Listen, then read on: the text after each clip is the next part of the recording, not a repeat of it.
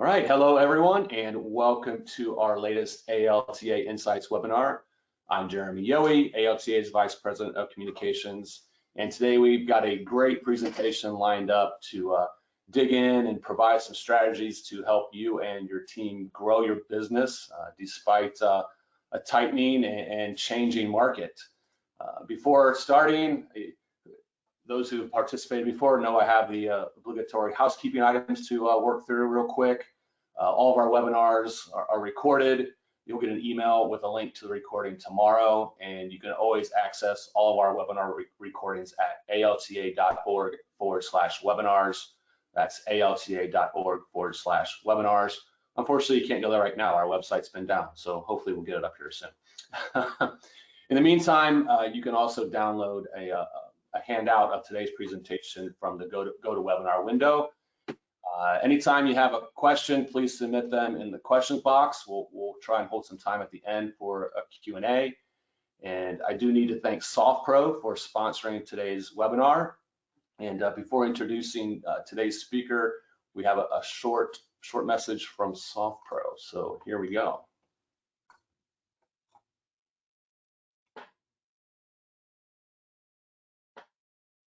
Introducing SoftPro Sign, your one-stop solution to facilitate e-closings in SoftPro.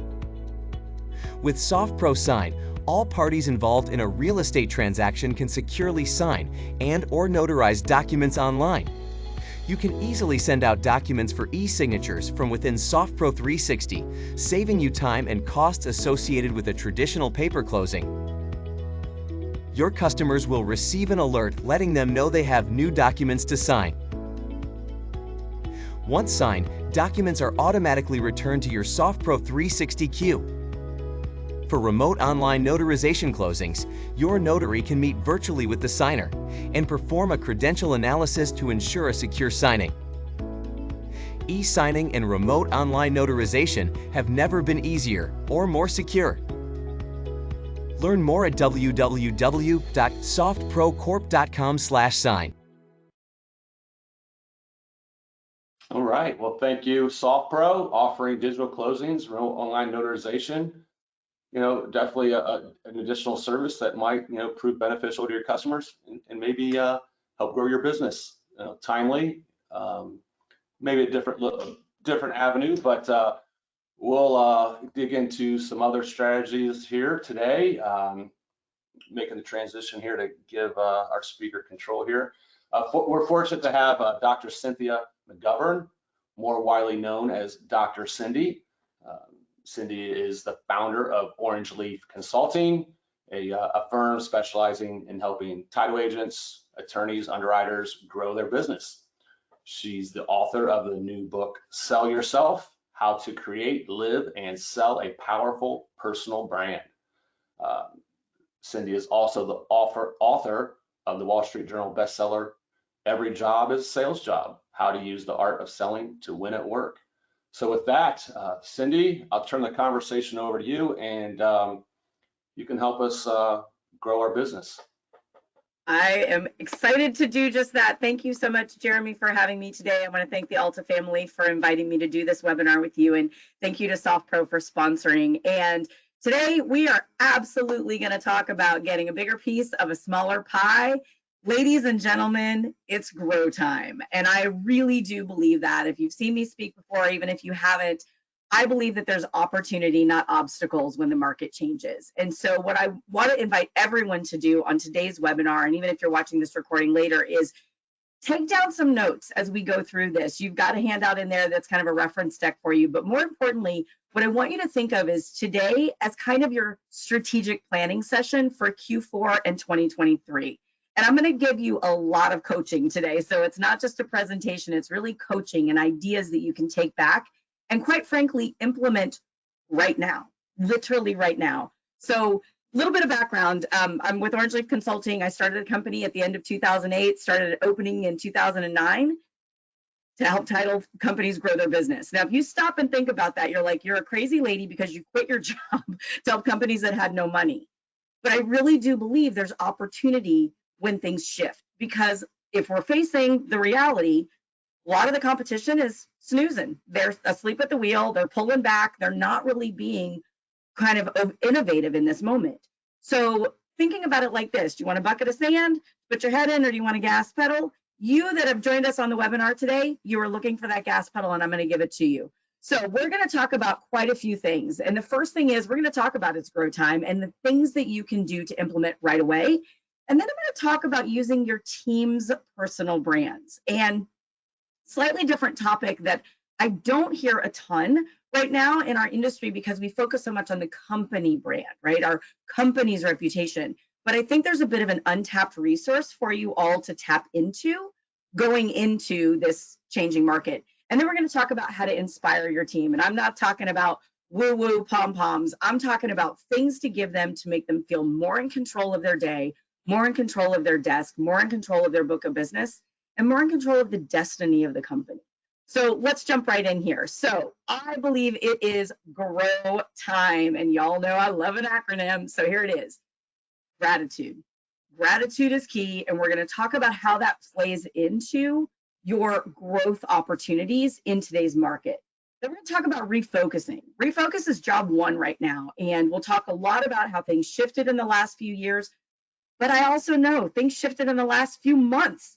So we need to talk about things that you can do specifically right now to focus on so you can optimize your brands, right? The company brand and your personal brands of your employees and associates. And then we're going to talk about how we're going to work it. We are going to put it all together and give you some very actionable items. So there will be homework, the old college professor in me.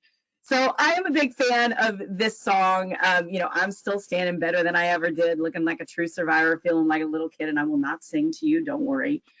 But the reason that I share this is because we are very, very lucky as an industry to still be here. Not only did we survive, but we've been thriving in the last couple of years. And I don't know about y'all, but I'm still walking down the little street in the towns that I visit and the little main street kind of in my little neighborhood too. There's a lot of businesses that are still boarded up. We're still here. And so I think if we can look at this as not what just happened with the market shifting, but the fact that we are still standing. There is still opportunity to be had. There is still opportunity out there to grow. And so if we come at it from that, then we start looking at our team and we start looking at how we're thanking people for standing by us. Now, things got a little bit crazy in the last couple of years. Maybe we have some clients that snuck out the back door because we were busy. Maybe we weren't as, proactive in thanking people for the business. Maybe we were hanging on by a pinky because things were so crazy. I completely understand all of these things, and that was the reality. But if we come at this through that lens of gratitude, literally my coffee cup in the morning says gratitude on it and grateful because I believe I get to do this every day. It's pretty great. But I think if you lead by example, it changes the way your team is going to see the opportunity in this market. And I'm not talking about this as a gratitude platitude, not at all. What I want you to consider is how you're showing your team and your clients your gratitude. It goes a long way. And if you start by showing that and saying, we are grateful for you standing by us in the last couple of years. Hey, we really appreciate your business, even though you're giving us half the business that you did 3 months ago. Doesn't matter. It's making sure they feel appreciated. And we'll talk a little bit about the leadership management dilemma that's going on right now. And I do think there's a bit of a dilemma because we're confusing the two terms. But if we begin from this place of gratitude, it changes the way all of you communicate. It changes the way we go about our daily tasks. And so there's one thing that I want to share with you that I do. A lot of people say, I have to go to work today. I get to go to work today. It's a small change, one word in that sentence, but it changes everything. And so are you looking at your opportunities in this changing market through a lens of gratitude, or are you looking at them through a lens of obstacle, obstacle, obstacle? It's up to you. It's totally your choice. But I think if we're not looking at it through that lens of gratitude, we're probably leaving some business on the table, because if you don't open yourself to seeing those opportunities, we have blind spots. So this brings us to refocusing. We have to look at how we're refocusing, and it's about being proactive, not reactive. Now, looking about how we're going to focus in this market, what I mean by proactive is, what are the things that we're doing now that we do have a little bit more downtime? Are we making sure that we're sending handwritten notes again? Are we making sure we're sending video thank yous? Are we going back to birthday videos and emails and things like that? The stuff that we did before, the old stuff still works, but it's more than that. It's about being strategic about how you spend your time, where you spend your time, and what you do with your time. And so when you look at your team's day, just take a step back, whether you have a sales team, whether you have an operations team, title team, underwriter, direct op, or if you're a title agent. Where is your team spending the majority of their day? Are they spending it with current clients? Are they spending it with prospects, cheaters? Where's it going? And if at least 30% of their time is not doing something in the prospecting space, we're leaving business on the table. At least 30% of the time. Now, your sales team should be at least 50% of the time. But when you look at every single day, there are things that we could be doing to wow our customers. There are things that we could be doing to innovate. We have to plan strategically now more than ever. Business as usual has been erased. I mean, it's not a thing anymore. So how are you truly using this time to innovate and grow? Or are we going back to, well, it's time to retract. The market has shifted. We know what to do. We're going to, reduce expenses. We're going to reduce headcount. Is that where you're at? Or are you looking at this through that lens of gratitude, opportunity, and saying, these are the things that I want to do differently? So let's talk a little bit about your strategic plan. My first question would actually be, have you started on your strategic planning yet? So we call it the triple S, September Strategic Sessions. September Strategic Sessions. Strategic planning starts now. And we know this because the work that we do in the next couple of months is actually what paying you is going to be, in January and February. So if we're not already working on 2023, we're already planning for a lesser January. Let's not do that. Let's look at this as being proactive. So when you're looking at your strategic plans for 2023 and for the rest of this year, why are we here and where are we going? Are we super clear on that? Have you really looked at why we're still standing and what it is that we're offering to our clients? What is the purpose in us going to work every day? How are we using technology differently? There's lots of opportunities. But if we can't get reconnected to our purpose in this industry, this is also going to affect the rest of your staff and it's going to affect your culture. And I'll talk about that in a little bit. Second part of your strategic plan needs to be the people. What's your role as leaders? Leaders, you are absolutely leading through this, at least I hope you are, and not just managing, but what are we doing differently today than we did 2 months ago? Because this market requires your proactive participation. I'm gonna say that again. This market requires your proactive participation. So what needs to change? What do we need to do differently? And then you take that same question to your team and you ask them, what is their role and what do they need to do differently? We are doing a lot more with less right now. It's just the way it always works in our industry when we contract a market. So if we're looking at that, what are some other things we should be doing? How can we be delivering a better experience to our customer? How can we be truly creating bigger opportunities? And then you look at the processes. How do we improve and what else can we do? And those are really more the operational side. So you've sort of got 3 legs to the stool, right? And when you're looking at this and you look at your strategic plan for 2023, what I invite you to do is look at this through a lens of innovation. Look at this through an opportunity lens, not an always done it lens. There was a sign that I saw, it was in a stairwell, and it said, we've always done, the way that we've always done it is the most dangerous phrase in business. And I completely believe that. It's not the way we've always done it. We can innovate. We are still here and we can do things differently, but you've got to focus your team and you've got to get them focused now. Because again, the actions you do now are changing what January looks like. Now, before I go on to the next slide, one of the things that I want you to also think about in this is, as you focus on the future, what are the goals that you set previously?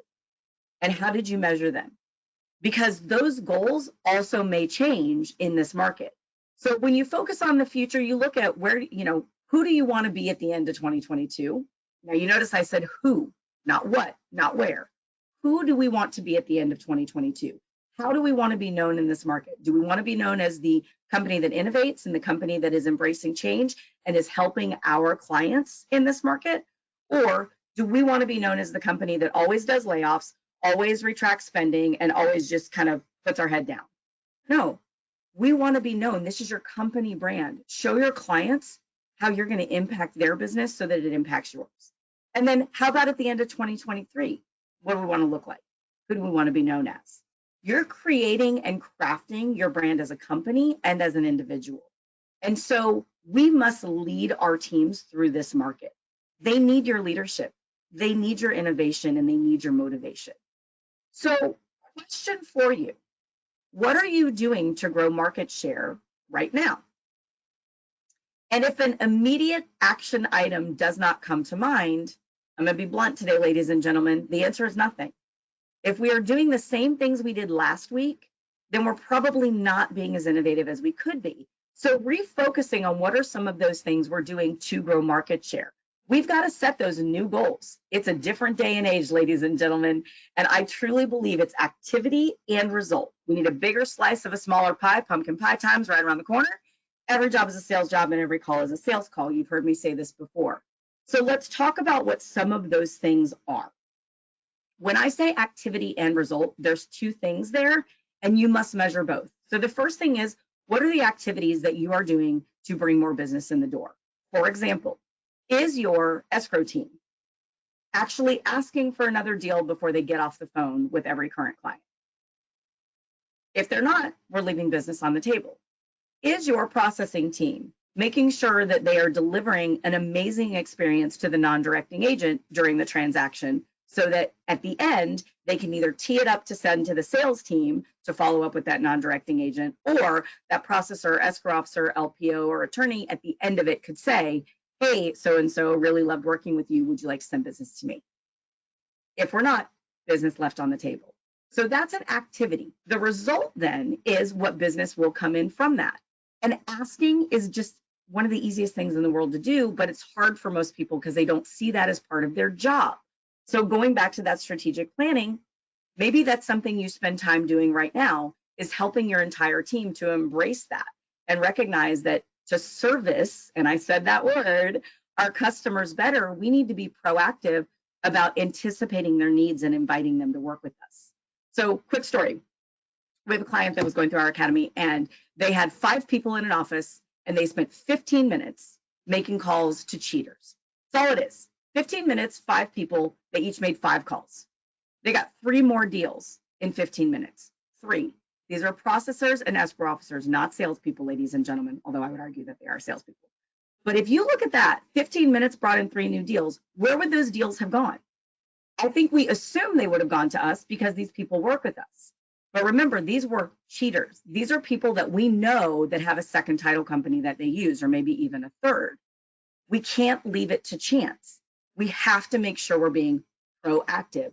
So that's an activity goal that they've now set, is once a week, we've got to do this. Now, what about your sales team? What are the activities that they're doing right now? I am seeing so many sales teams that are shoring up their business. Absolutely great idea. Make sure we're shoring up, keep ours, take theirs. But what are we doing to get a bigger slice of that pie? How are we prospecting? So I invite you to consider, if you have a sales team, how many salespeople do you have and how many prospects do they see in a week? And look at your marketplace and look at where you could gain market share. Are you setting specific activity expectations for those salespeople to get in front of prospects in the next 45 days? Now, why 45 days, Cindy? Because you and I both know that once Thanksgiving rolls around, the realtors kind of pull back. We go into holiday mode, it's holiday parties, it's end of year stuff. So if you look at truly our calendar as an industry to really go after prospects, you got 45 days before they're going to start saying things like, call me after the new year, call me after the holidays. We can grow business. We can grow market share with these folks that are still working. Now, that's an activity. Maybe your goal for your sales team is that they meet with at least 3 new prospects a week. Maybe your activity goal for them is that they actually are calling on prospects and they call at least 20 prospects a week. These are simple goals to set, ladies and gentlemen, but the challenge is, as leaders, we have to hold them accountable to it. There has to be some accountability around this. And like I said, we'll talk about leadership a little bit later.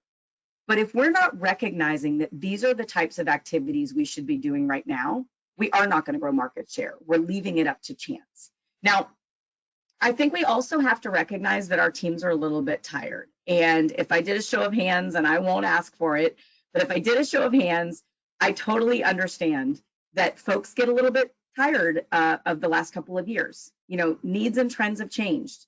Change fatigue is real. It's hard to be proactive. But we have to also look at where our teams are. And right now, that market has shifted. We were at the top of the roller coaster. Oh my goodness. And we were riding that thing. Phew, and now it's coming in for a little bit of a dip, and we know it will go back up. But this shouldn't be a surprise to us. We're a cyclical business. We knew this. We knew this was going to come. So let's help our teams to feel a little bit more empowered, because uncertainty actually breeds fear.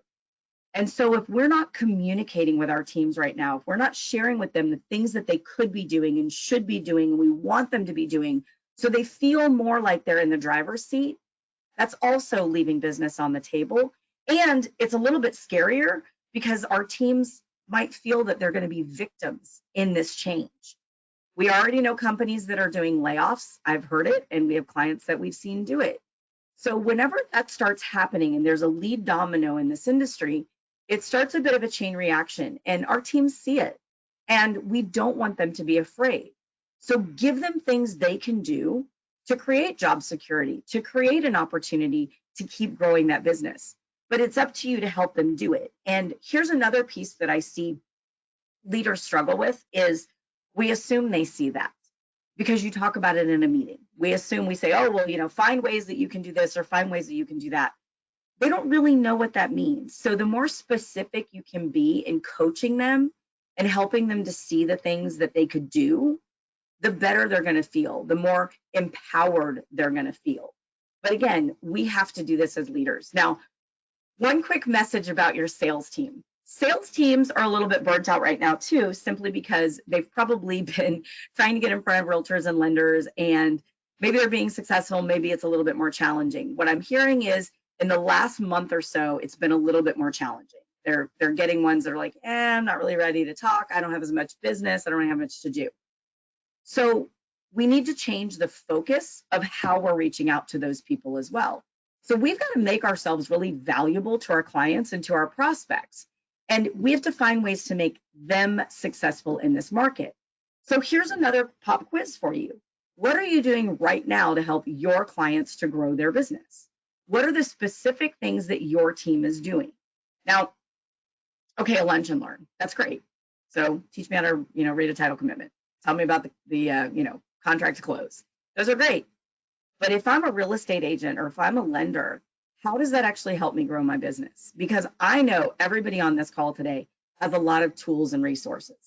And my guess is you've offered them to your clients in the past, but you and I both know they probably didn't use them to the extent that they could. So this is an area that's really easy to be proactive. Show them how they can grow their business, which helps you in turn to grow yours. So what are some things that you could do? And I'd love to see in the chat box if anybody's willing to share some of the things that you guys are doing. We are seeing lunch and learns with our clients. We are seeing opportunities with our clients that are doing courses for their agents on strategic planning. They're doing webinars, all kinds of stuff. But if you can't answer that question at the bottom of the screen of what are you doing to help your clients to grow their business right now, the answer is nothing. And I think that's a place where we could be a little bit more proactive. Now, yes, RESPA, all those things, I'm not saying you just gift them things, but making things available to them, like we're doing webinars for realtors for some of our clients. Like there's a lot of things that you could be doing to help them. They struggle with this in this market as well, because many of our realtor and lender clients were never taught some of the skill sets that we all get, right? We go to these ALTA seminars, we see education, the underwriters share information with us. We are very, very fortunate in our industry that we get a lot of education given to us. Maybe they get that from their real estate association and maybe they don't, or maybe they attend some and not others. So share the knowledge that you have with your clients. It's going to make their life a lot better. And one of the things that we're seeing, and I'll give you a quick story. So one of our sales teams that we work with is actually doing strategic planning sessions with their realtors. Now, this is nothing more than Zoom calls once a month, but they started them this month, and it's a select group of cheaters.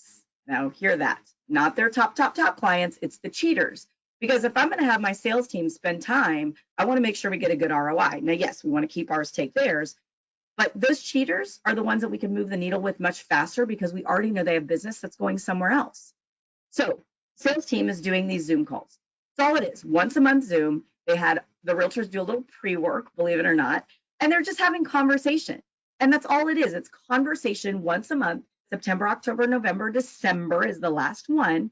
And then hopefully they're going to continue to execute on that plan in 2022. That is something you guys could be doing. Absolutely. And yes, in some states you have to charge for it and all of that stuff, but you can. But the key is it's innovative. It's something different than the usual thing that we offer. So what are we doing to bring those resources? And that's what I mean by refocusing a little bit differently, really creating a new opportunity to have a new conversation with your clients to help them grow. So let's talk about empowering your team. So your team is brilliant. And I totally believe that because I have had the pleasure to work in this industry for the last almost 18 years and worked with hundreds and hundreds of title companies. And I feel very, very blessed to have gotten to do that. So I know the talent already exists. The key is we have to know our own strengths, weaknesses, opportunities, and threats. We have to know what makes us tick, and we have to know what makes our team tick. And you guys have heard me maybe talk about the superpowers make us stronger. Everybody has their own superpowers. Our personal brands, we are multifaceted. How are you elevating the skill sets of the people on your team right now? Because what I will tell you is when you hire Orange Leaf Consulting to come in and work with your team, the first thing we do is assess them. They have a lot of good ideas. Ask them. Get your team to share those with you, not necessarily just with us. Get your team to speak up. So what does your team meeting look like right now? Is it you giving them information and sharing numbers with them and then sending them back to work? Is it you talking about the challenges of the market and doom and gloom? Or is it, hey, let's talk about ways that we can grow our business right now? What are 3 things that we could do to make our clients' lives easier? And getting them in this conversation and then empowering them to take it back. So I want us to think about the narrative that we have going in our companies right now. And I'm hearing a lot of sky is falling, truthfully. And it's heartbreaking for me because it is a cyclical business. We know that. But I want to make sure we're controlling our own narrative. We're making sure that our teams know we're going to be fine. And more than fine, we're going to thrive through this. But we have to update that narrative internally because it does affect the narrative externally. And I also know this too. When our realtors and lenders are calling us, they're scared. And so it's really easy to kind of get stuck in that space of, yeah, the market's shifted. Oh, I don't have any more listings. I don't have any more buyers. I get it, y'all. I totally understand it. But we can also be those motivators and say, well, why don't I set up a meeting with our salesperson? They can talk to you about marketing. Hey, well, why don't you and I meet for coffee and let's just brainstorm some stuff that maybe we could both be doing to help each other out. There are so many things we could be doing to really optimize right now.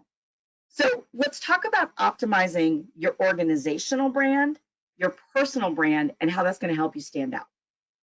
So there is a big confusion in companies that your company brand is your personal brand. It's not. Your company brand is the reputation you have in the marketplace. Your personal brand is what people say about you when you're not in the room. So if we look at those two things, both exist. And one of the biggest mistakes that I see people make is thinking they don't have a personal brand, or they think that they don't need a personal brand. In this market, ladies and gentlemen, first of all, everybody in your organization has one, and their personal brands could be tearing away the fabric of your organizational brand. Yeah, I didn't mean to scare you. Sorry if you spilled your coffee. But what I want you to consider is they have to be in alignment. So if your organizational brand is super strong and really good reputation in the market and rah, and your team is super burnt out and they're answering the phone, kind of gloom, and they're like, oh, we're slow, oh my gosh, they're at odds with one another. We have to make sure we're pushing up both sides of that barbell. And we have to make sure our team is embracing who they are. And by the way, this doesn't stop at 5 o'clock. This is what they're posting on social media. This is how they're talking to their neighbors at their kids' soccer game. If they're sitting on the sidelines at soccer at 10 o'clock on a Saturday morning and they're saying, oh, we're really slow at work and gosh, there's nothing that we can do. And gosh, I don't know what's going to happen in this market. that's not instilling confidence that we've got this, that our brand is strong and that we're helping our clients. So maybe that's a way that you could stand out from the competition, just by changing and controlling the narrative differently in your marketplace. Maybe that's something that you could do to get your team more empowered, to embrace their superpowers, to bring them to the marketplace. But these have to be together. And the reason they have to be together is no matter how strong your organizational brand is, the trust most likely lies with the individual and their brand. So I love your company. ABC Title is amazing. But I work with Sam at ABC Title. And if he or she is doom and gloom, their personal brand is the one I'm buying into, not your company's brand. We have to put them together. So thinking about that and having some conversations with your team and making sure everybody feels, number one, empowered, but number two, they know how to tell that story. So here's an example. Working with a team right now. They don't have salespeople, by the way. So it's all operational escrow officers and then title side. So the escrow officers are obviously the ones that are talking with the clients on a daily basis, but title is emailing and funding is emailing. So there's, every job is a sales job. So in this particular organization, we've talked about how to control the narrative. So when a client says something super negative about the market, we have a way to say that. We have a way to come back. And it's I want to help you through this. We've been through this market before. We've been in this industry a long time, and you and me can weather this storm. And I don't think it's a storm. I actually think it's an opportunity. Why don't we get together and talk about things you can do for your business? Why don't we get together and talk about ways I can support you? So remember, I said this a second ago. I'm saying it again. This is where you step out of the norm and be more proactive. Is that scary to do for an escrow officer? Sure. Yeah, I would venture to say that it is. But you as a leader can help them to feel empowered to do that, because 99.9% of the time it's with somebody they already know. So if it's somebody they already know, why wouldn't we want to help these people? Why wouldn't we want to make them feel comfortable? And if that escrow officer, that closer, that processor, that funder doesn't necessarily have the vocabulary to have that conversation, bring in a colleague. Somebody in your organization does. But if we can find a way to work together with our clients to help them weather this, we're all stronger for it in the end. But that's where you've got to optimize. So thinking about, the fundamentals still apply, right? We know some of these things that we can already do. We were servicing that S word again. My growth strategies. And if you haven't, we've got other ALTA webinars that we can link you to. Jeremy, maybe we link them to one of the old ones on the 6 secrets to grow your business. Keep ours, take theirs, the non-directing agent, asking for referrals, the cheaters, the ones that got away, and then the real customer. Those are the 6 secrets, 6 secret categories. So if you're looking at things that you could be doing to grow your business right now, and you can't tell me something specific that you're doing for each one of those 6 to help them grow in this market, then the answer is we're not doing anything. We need to do more. We have to help our clients to succeed. So it's looking at it almost, I'm going to say it, like with a consulting hat on. What are we doing to make their lives easier and help them to truly grow? So like I said, but we've always done it this way. The customer experience has changed. How are you staying ahead of the curve?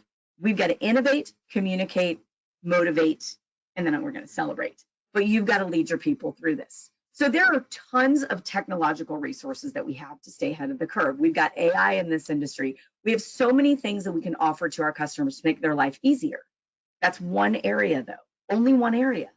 Now, what are we doing to impact their business? What are the things that we're doing? So one thing that I know a lot of clients do is you deliver calendars.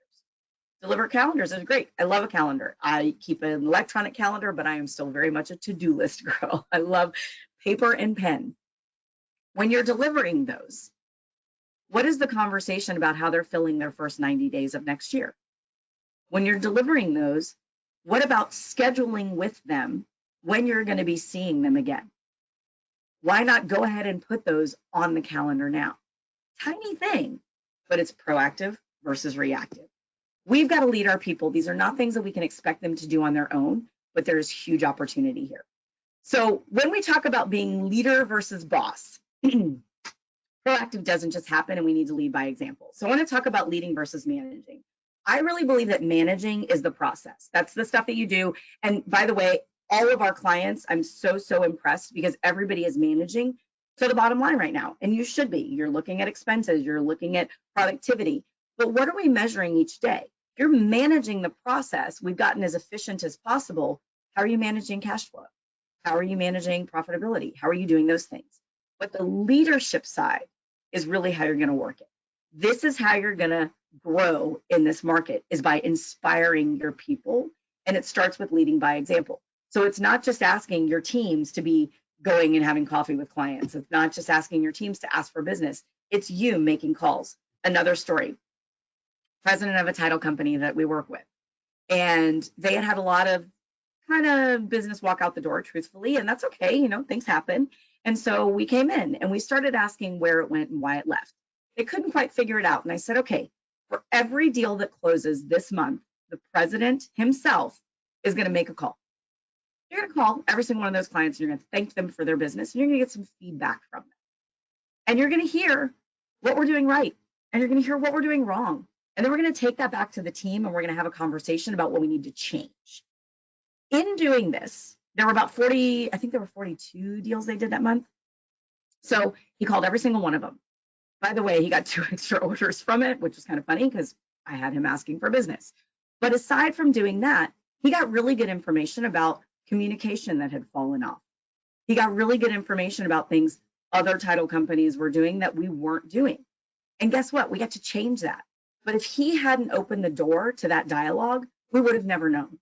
So that's what I mean by leading, showing your people you're going to do it too, and making those strides. Now, I think I just heard a collective gasp across the nation where you went, when do I have time to do this? My invitation, if I were your coach today, would be, when do you have time not to do this? Literally. Nothing is more important right now than leading the growth opportunities in your organization, truthfully. And I'm not just throwing words at you. This is me coaching. And when Jeremy and I were starting today, I said it's going to be a coaching call because I am dedicated to this industry to help us to grow and thrive. And so I am literally giving you the things we're doing with our clients because I want you to be able to do these with your own teams. So if you look at this and you can't specifically pinpoint in the last week something you did as a leader to grow your business, we have work to do. And that's okay, but we got to work it. So I want to talk about how your culture has changed a little bit. Everybody knows the culture has shifted, and it's a little bit, you know, questionable in some regards. Some cultures are super happy and thriving. Some cultures are still pretty burnt out. And I don't know if you've been hearing the terms in the media about quiet quitting and quiet firing. This is a ton of the media interviews I'm doing right now for the new book because people are asking, what is this trend? So I want to make sure everybody here knows about it because this could be affecting your opportunity to grow. Quiet quitting is where your people have kind of quietly resigned to just doing the job. There's actually nothing wrong with that, by the way. But if we were used to Sam or Sally giving 110% and now they're giving 100% and that's it, we have to recognize what changed. And my guess is it's our leadership. Our leadership either wasn't making them feel appreciated, they got burnt out and we didn't notice, we didn't praise them, we didn't motivate them. What happened to make them want to quiet quit? Quiet firing. This is where you've got somebody that really needs to go. But instead of firing them, you just kind of put them in a corner and don't let them talk to anybody else. And you keep stripping them of responsibilities. Okay, that's one way to let them go. We call it a garden retirement, right? But the problem is that's stripping away at the culture of your organization. And the reason it's stripping away at the culture is because it's pulling at the fabric of your leadership reputation, your personal brand, because people are seeing that you're not being proactive about making that change. Another piece of this is where you quietly fire somebody because they have a book of business and you don't really want them to go away, but they're not good for the organization anymore. Okay, so if they're not good for the organization anymore, why are they still here? Oh, because they have this book of business? Okay, so there's two things that need to happen. Number one, layer the relationships with your clients so that if that person were to extract themselves from the organization or if you were to excuse them, we keep that business. And then the second thing is you get in front of those customers. You have an opportunity to build those relationships. But if we're not looking at the things that we could be doing to build this culture where we have layered relationships and keeping our teams engaged, that's another area we're leaving business on the table. So I think it's really important to examine some of this stuff. Now, one more quick thing before I move to the next slide. This culture piece, I get that people are still tired. And a lot of our clients didn't realize how tired they were until last month, truthfully, that they were kind of waiting through the summer. And then it was like, oh my gosh, we are so exhausted. And they realized it as kids started to go back to school. So if they need a break, give them a break. And I mean a real one, not one where they like leave for 5 days and just work remotely and check their emails. I mean a full break.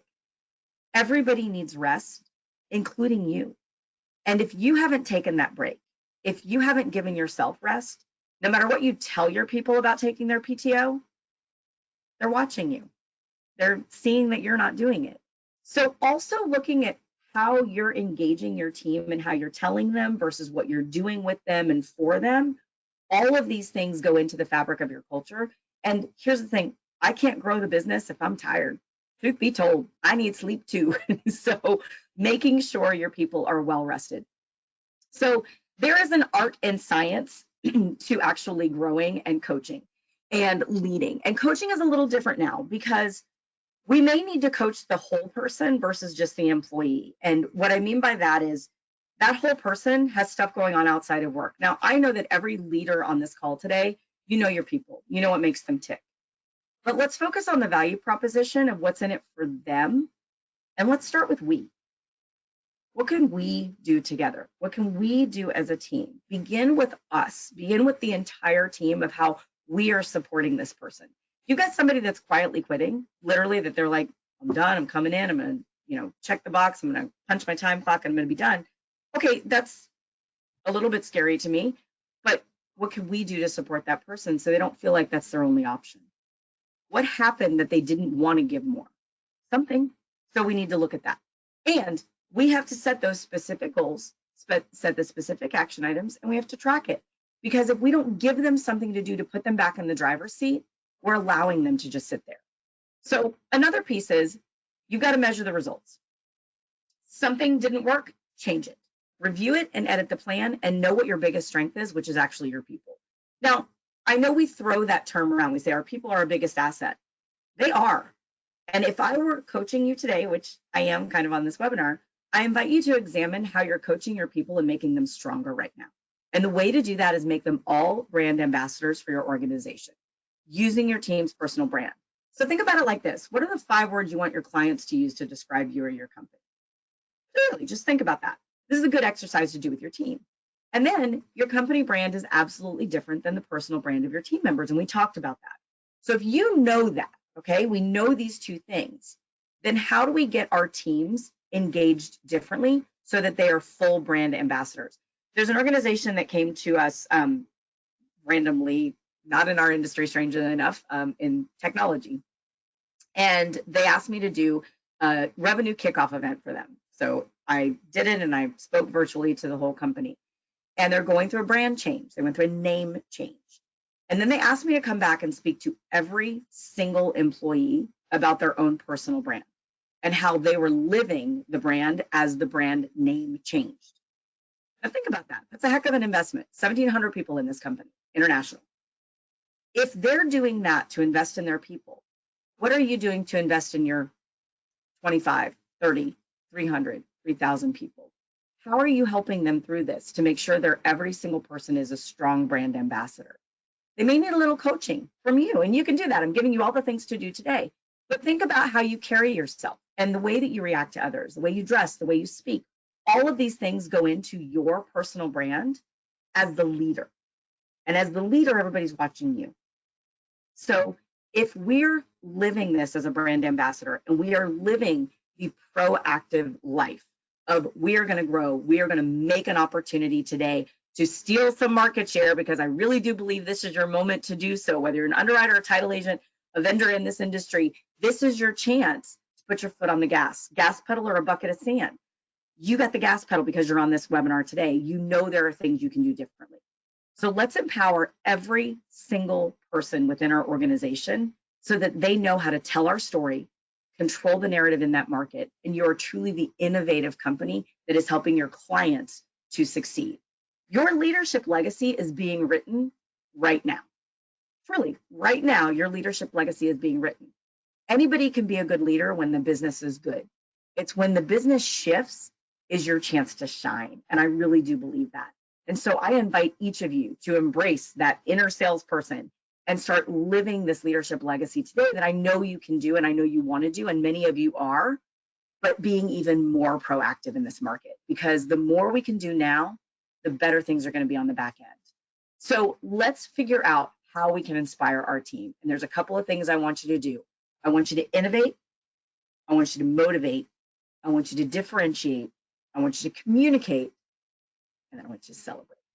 And I invite you to share your success stories, share them on the platform in ALTA, like the forum. I would love to hear what you guys are doing. Message me if you want any questions whatsoever. Always happy to help. Looking forward to seeing you guys at ALTA 1. And I invite you to recognize the opportunities, not the obstacles in today's market. This is the best time to grow your market share. It's grow time, ladies and gentlemen. Jeremy, I would like to open it to questions. Thank you so much. Cindy, awesome. Thank you for all the insight, the energy. Hopefully everyone out there is feeling it as well, is ready to grow and grab some market share. We're going to hold some time for Q&A. Hopefully, you know, any questions out there, submit them in the questions box. Cindy will take a stab at answering your question. Debbie had asked earlier on in your presentation the quote you saw in the stairwell, if you could share that again. Yeah, so it said the most dangerous phrase in business is we've always done it that way. Oh, yeah. Yeah, I always cringe when I hear that as well. So it's a little scary. Any questions? It's kind of quiet out there, everyone. Cindy, you know, you talk a lot about, you know, everyone on staff should be a salesperson. In working in the title industry, when have you found is the most optimal time to reach out and ask for business? Is it the closing? Is it that ceremony of the customer getting the homeowner getting the keys and having a great closing experience that makes the realtor look good, the lender look good, everyone look good? And if that's the opportunity, or is there other times when the title company should be reaching out? That's a great question. So the first thing is that's the easy one to do, right? Because that's everybody's got their money and they're happy. So that's a good one. And yes, you know, grab them when they're happy. But it's not just that time. Part of it is making sure there's a follow-up to that. So let's say that you were the non-directing agent on a transaction, and I loved you and I thought it was awesome. And I said, hey, Jeremy, we really loved working with you. We'd love to see you again. And you're like, sure, I'll keep you in mind. Then I'm just expecting you to remember how awesome we were 3 months later when you have another deal. That's not your responsibility. That's mine. So that's what I mean by action items. And if I were coaching everybody on today's webinar, what is the actionable item? Is it that now I need to follow up with Jeremy every couple of weeks to see how he's doing and invite him to send me his next deal? Because Jeremy's got a title company he works with, truthfully. It's a little narcissistic on my end to think he's just going to remember us. So I need to make sure Jeremy keeps us top of mind. So I need to have some kind of way to stay in front of him. And I need to do that without being a weird stalker. So figuring out what the cadence is. So I think that there's a little bit more follow on in that as well. But that's an easy way to do it. But I think it's more impactful if there's a tail on it, that there's a couple touch points. And it's really a marketing strategy, like that drip campaign. You know, when, you know, what message are you sending to your customers and when? You know, but your ask is always the same. I would like your business. Wendy just commented, best 5-minute assignment for my team today. I'll certainly be making my calls. What an easy way for them to start. Please share your success stories in the forum, because I'd love to see what you guys are doing to do this. But again, it's being proactive, not reactive.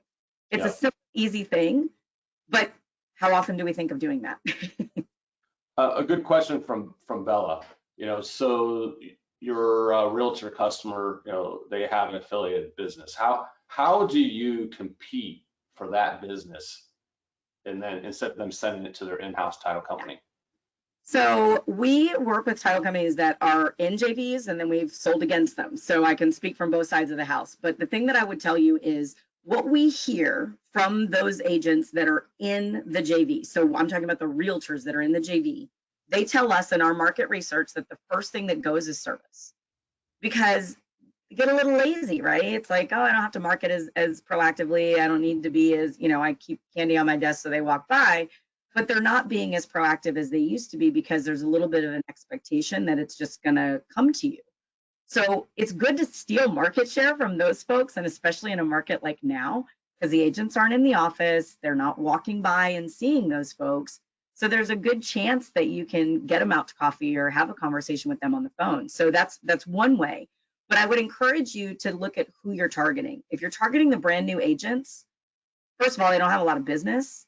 But the other thing is they're going to do what the broker tells them to do. So go after the ones that are kind of the career agent or the ones that are more the top producer, because the broker is not going to tell them what to do. Truthfully, they're going to go where they want to go. And they have more business to spread around. True quick story. So we were working with a JV and they were not getting the capture rate. The title company wasn't getting the capture rate they wanted. So when we did our initial assessment, I said, I need to talk to the realtors. I need to talk to the investors. So we did that. And literally 3 out of the 5 investors out of their own mouths told me they would never use that in-house title company again because they had no communication. These are people who own a part of this. So if they're telling me out of their own mouths that communication is key, that's an easy thing. You're good at that. So go do it. But a lot of people don't call on them because they don't think that they'll cheat on their in-house title company, and they absolutely will. And I guess you really got to know how your customer wants to be communicated with. Is it by phone? Is it by email? Do they just want to text? Do they want to see you face to face? It's really understanding your customers and how they want to get that information, and develop that relationship.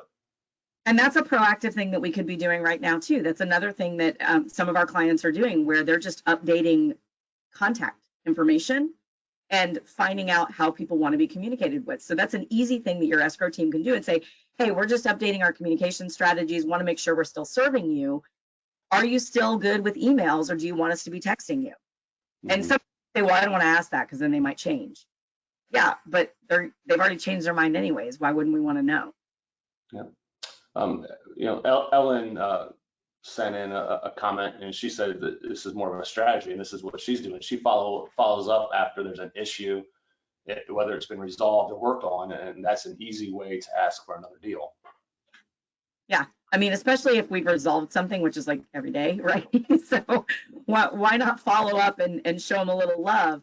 But again, I think that we forget it, whether you have a sales team or not. I think that we forget that it's our responsibility to invite them to work with us. Mm-hmm. And we rely on our past reputation or the company's reputation. And again, that's not enough.